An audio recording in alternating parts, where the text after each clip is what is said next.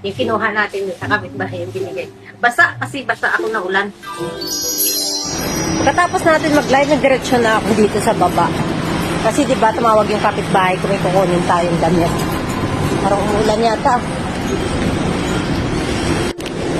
Maambon. Maambon. Dito tayo. Sa kabilang building yun. Buti nga dito hindi mahigpit yung building eh. Baka labas-pasok lang ba? Kahit yung hindi nakatira dito.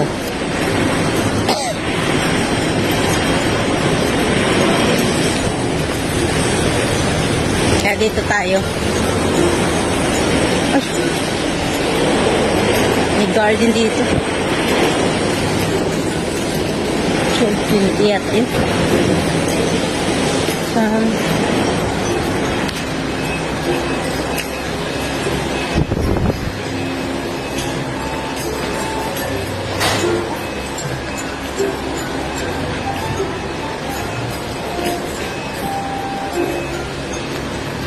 Sa elevator na tayo.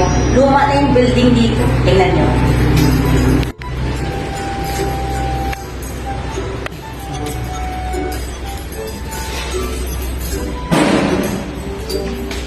Hello?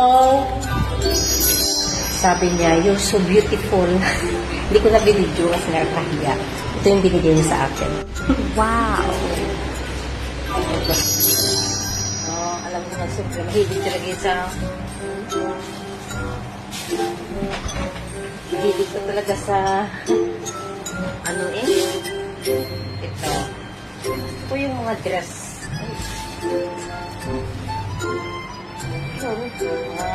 Ganun. Hindi ko nga nito. Ito na to. Ay, kaso liliit mo. Malaki kasi ako yun. Alam, pang XL na tayo. Yun. Pang XL.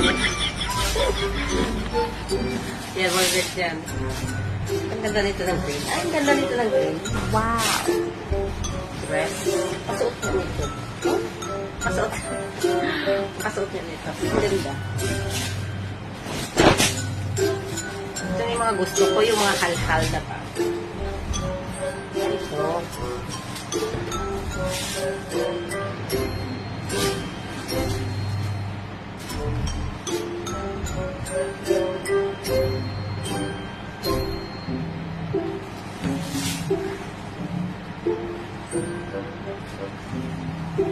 Kaliit kasi ang katawan nun eh. Ito. Ito yung mga gusto ko, yung mga dress na ba.